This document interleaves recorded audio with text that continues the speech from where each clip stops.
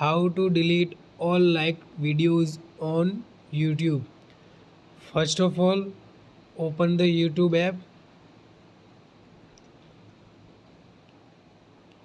Now click on profile icon and go to the settings. In the settings you can find manage all history option. Click on it.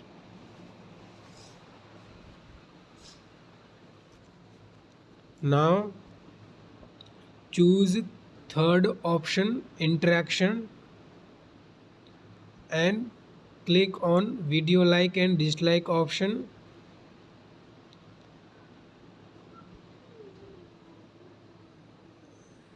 Now you can see my all liked videos. Click on these three lines and click on delete all and click on delete. That's it. Your all liked videos are deleted permanently.